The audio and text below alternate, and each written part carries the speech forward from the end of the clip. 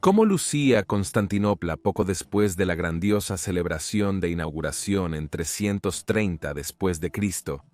Ya intentamos imaginar qué habría visto un viajero en el tiempo en Constantinopla durante el tiempo de Justiniano y Belisario, y también intentamos imaginar cómo se veía la ciudad cuando todavía se llamaba Bizancio. Entonces, antes de que el emperador Constantino la hiciera su nueva capital del Imperio Romano, pero ahora volvamos atrás en el tiempo e intentemos imaginar qué habrías visto en la Constantinopla de 330 después de Cristo, cuando la ciudad todavía tenía un aspecto sorprendentemente pagano.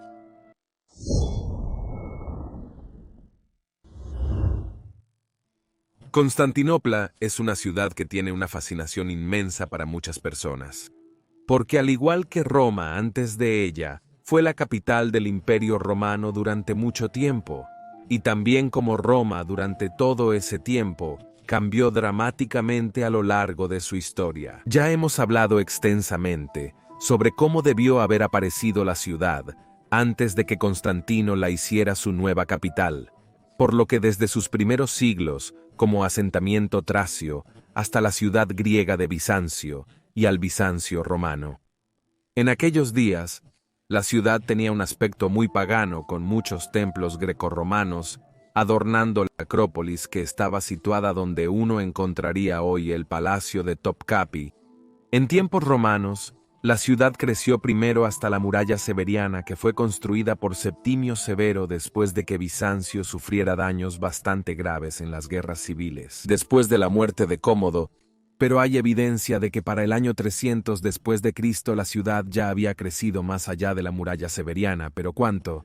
No lo sabemos. Podemos suponer que así es como Constantino habría encontrado la ciudad cuando decidió hacerla su nueva residencia principal en el año 324 después de Cristo. Era una ciudad completamente romana, con muchos templos paganos, teatros y anfiteatros, con un foro imperial que más tarde llegaría a ser conocido como el Augustaion, con un gran estadio para carreras de carros, y por supuesto muchos edificios cívicos. Es difícil reconstruir cuántos habitantes tenía el Bizancio de esa época, pero era mucho más pequeño en términos de área en comparación con la ciudad posterior.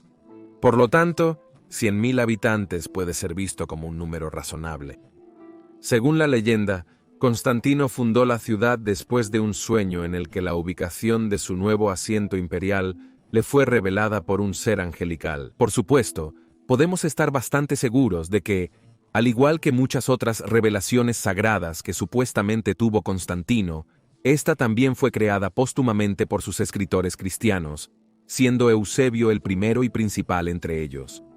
En realidad, probablemente eligió Constantinopla porque Roma aún ofrecía demasiada resistencia a su respaldo de la religión cristiana, y los muy paganos senadores de Roma no estaban muy interesados en tener muchas iglesias construidas por toda la ciudad. Pero Constantinopla sería una ciudad que podría moldear según sus deseos y que se convertiría en una nueva capital cristiana. Además, la ciudad estaba perfectamente situada más cerca de las provincias orientales y Persia, y también rodeada en 3/4 por agua. Por lo tanto, podría convertirse en una fortaleza inexpugnable. Además, el comercio hacia y desde el Mar Negro generaría muchos ingresos, enriqueciendo mucho a la ciudad en el proceso. Y por favor, dale me gusta a este video y suscríbete para que no te pierdas ningún video futuro sobre la fascinante era del último imperio romano. Y por favor, también considera apoyar nuestro trabajo en Patreon o a través de la membresía de YouTube, porque la sostenibilidad a largo plazo de este canal realmente depende de tu apoyo. YouTube no es realmente generoso con un tema tan nicho sobre el último imperio romano, y los ingresos por publicidad de los videos son realmente bajos. Por lo tanto, para ser sostenible a largo plazo, realmente necesito tu apoyo financiero a través de Patreon o la membresía de YouTube, por mucho que me duela decir esto. Y me gustaría agradecer a nuestro nuevo miembro César Konrad Charnomsky por apoyar este canal de una manera tan generosa. Muchas gracias, Konrad, por tu generoso apoyo. Y por supuesto, me gustaría agradecer a todos los que apoyan este canal de cualquier forma. Gracias a ti, amigo mío. Entonces, fue en el año 324 después de Cristo que Constantino ordenó la expansión de la ciudad de Bizancio y la convirtió en su nueva Roma Romanova. Sin embargo, no mantendría este nombre por mucho tiempo, ya que rápidamente pasaría a ser conocida como Constantinopla, la ciudad de Constantino. Durante 6 años se realizaron extensos trabajos y la antigua Bizancio se expandió considerablemente hacia el oeste. Se construyeron muchas calles y edificios nuevos, y el área de la ciudad aumentó considerablemente. Aunque para ser justos, no se sabe exactamente cuán grande había sido la ciudad de Severán, y como dije antes, hay indicios de que incluso durante ese tiempo, la ciudad ya había crecido más allá de las murallas de Septimio Severo. Pero aún así, este fue un esfuerzo gigantesco para un marco de tiempo tan corto. Muchos canteros, arquitectos, artistas, constructores y una gran fuerza laboral de todo el imperio vinieron a Constantinopla para ayudar con esta enorme empresa. Pero Constantino, siendo Constantino, por supuesto, también saqueó la antigua Roma y varias otras ciudades de estatuas y otros adornos para embellecer su nueva capital en el Bósforo. La lista de nuevos edificios es bastante larga, pero hay un problema con la reconstrucción de cómo exactamente Constantinopla lucía en la gran celebración que Constantino celebró en el año 330 después de Cristo, cuando la ciudad sería oficialmente inaugurada como la nueva capital. A saber, que muchos edificios de la Constantinopla de Constantino fueron destruidos en los disturbios de Nicaragua unos 200 años después. Por lo tanto, es bastante difícil reconstruir los edificios o el estilo arquitectónico. Y para eso tenemos que confiar principalmente en las descripciones que se conservaron de esa época. Porque la mayoría de las estructuras que encontramos hoy en día provienen de después de los disturbios de Nicaragua, cuando muchos de los edificios fueron reconstruidos después de ese evento en el año 532 después de Cristo. Pero una cosa es cierta, la Constantinopla de Constantino del año 330 después de Cristo se veía bastante diferente a la Constantinopla posterior de Justiniano. Ahora imagina que tuvieras una máquina del tiempo y pudieras viajar de regreso al año 330 poco después de la gran ceremonia de inauguración. ¿Qué habrías visto? Primero notarías que la ciudad aún conservaba un aspecto sorprendentemente pagano. Constantino ya había comenzado abiertamente a favor del cristianismo para entonces, pero no demolió ninguno de los antiguos templos paganos de la ciudad, ni los cerró. La ciudad tenía una gran concentración de antiguos templos grecorromanos en la Acrópolis, ubicada en la primera colina, donde hoy se encuentra el Palacio de Topkapi. En ese tiempo los templos estaban intactos. De hecho, en toda la ciudad, muchos templos paganos clásicos aún estaban en pie, y por lo tanto, especialmente en el área al este de la muralla Severn, la ciudad debió haber parecido mucho más pagana. Solo después del tiempo de Teodosio los templos serían cerrados para siempre. Y podemos suponer que en algún momento del siglo V, muchos de los antiguos templos comenzarían a desaparecer al ser despojados para material de construcción o convertidos en iglesias. Para la época de Justiniano, los templos en la Acrópolis ya habían comenzado a caer en ruinas y gradualmente habrán sido saqueados para material de construcción. Pero la Constantinopla de Constantino también parecía muy clásica romana por otras razones. El hipódromo, por ejemplo, era un circo imperial romano de principio a fin, no mucho más pequeño que su gran predecesor, el Circo Máximo en Roma. Parado en medio de él, uno no habría sabido si esto fue construido en la época de Augusto o en la época de Constantino, tan clásico romano en apariencia. Era ese edificio. Estaba adornado en la espina con obeliscos y hermosas estatuas que Constantino había saqueado de Roma y otras ciudades del imperio. Desafortunadamente, no sabemos exactamente cómo se veía el complejo del Palacio de Constantino, que estaba situado entre el hipódromo y la posterior Hagia Sofía. Solo sabemos que Constantino hizo construir un gran complejo de palacios en esa área, que por supuesto fue su residencia principal desde 330 en adelante hasta su muerte en 337. Sus emperadores sucesores inmediatos también residieron en ese palacio. Este edificio ciertamente magnífico también debió haber parecido en estilo mucho más romano de lo que llamaríamos bizantino. Desafortunadamente, también fue destruido en los disturbios de Nicaragua en 532 y luego reconstruido en una nueva forma. Cerca del gran palacio estaba la Casa del Senado, que también se quemaría en los disturbios de Nicaragua. Este era un edificio verdaderamente clásico de principio a fin, con grandes columnas y estatuas adornando la entrada. La casa del Senado posterior, la Magnaura, lucía muy diferente y tendría un estilo arquitectónico mucho más bizantino. Directamente en el gran complejo del palacio estaba el espacio central, el Agustín. En medio de este había una gran estatua del dios del sol Helios. Esta estatua tampoco estaba presente en la época de Justiniano y fue reemplazada por la columna de Justiniano. Desde el Agustín uno pasaría por el Milión, que era un arco de 4 lados, también conocido como cuadrifonce.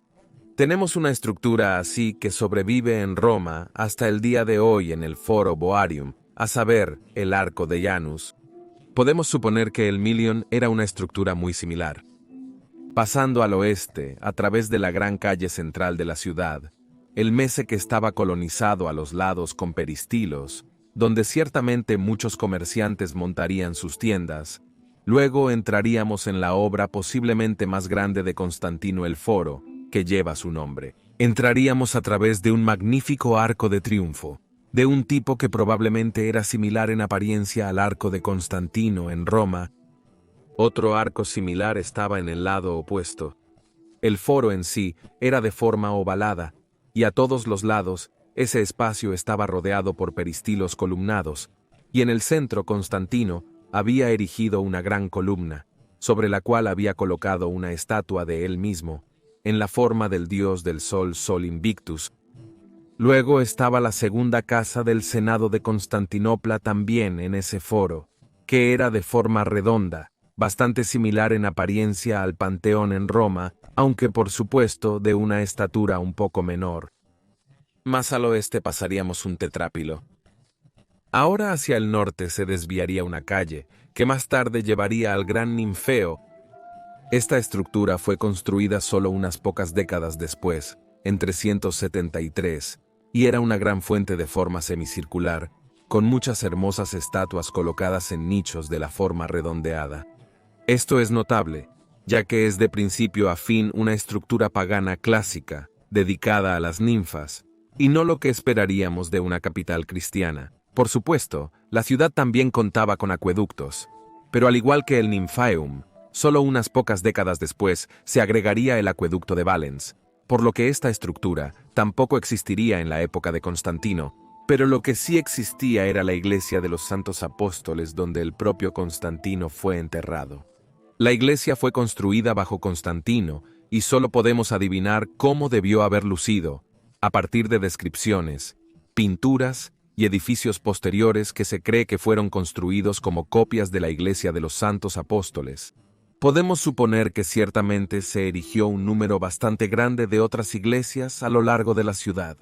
Nuevamente hacia el sur, cerca del Mese Constantino, hizo erigir un templo clásico, a saber, el Capitolium. Este era un templo clásico greco-romano, situado en medio de una forma rectangular, que llegó a ser conocido como el Filadelfión.